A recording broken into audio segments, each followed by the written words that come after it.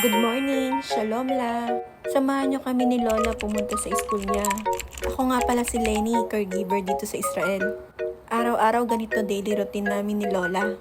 Pero syempre, bago kami matapos, kailangan ko munang paliguan si Lola. Syempre, hindi mawawala ang makeup routine namin ni Lola.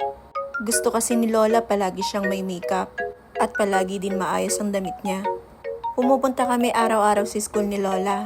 Maghihintay kami sa labas para hintayin ang sundo namin. Tuwing umaga din ako nagtatapon ng basura.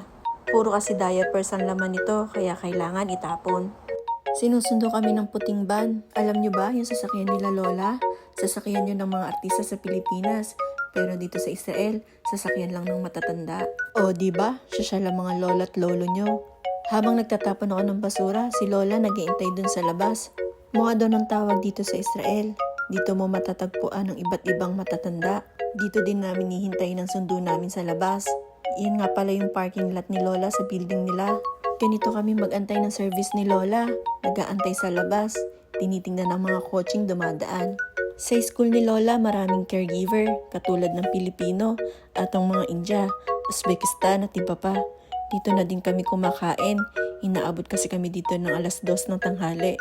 Ganito araw-araw ang libangan namin ni Lola, tuwing umaga at ang tanghalian niya. Ito nga pala yung sinasabi ko sa inyong puting van. Ganito ang sa loob niya. Nandito na din ang mga halikon ng matatanda. Finally, nakarating na kami sa Moadon. May dumating na naman na service. Dito na din sila kumakain ng umagahan at tanghalian. Binibigyan sila ng mga activities dito, katulad ng exercise, bingo, lectures, at iba pa. Binibigay ito ng government nila kasi karamihan dito, mga matatanda, nade-depress sila kapag nasa loob lang ng bahay. Kaya binibigyan sila ng pagkakaabalahan.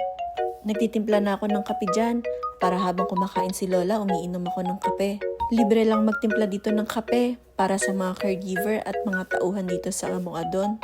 Kasi nga naman nakakaantok habang inaantay mo silang matapos. Ang galing dito sa Israel, binibigyan nilang pansin ng mga matatanda at tinutulungan pa nilang mabuhay at maging sumaya at lalong-lalo na maging aktibo. Sana ganito din sa mahal kong Pilipinas. After ng ilang oras, tapos na ang Moadon nila Lola. Hanggang dito na lang ang adventure namin ni Lola. Hanggang sa muling adventure. Salamat sa panonood. Litraot!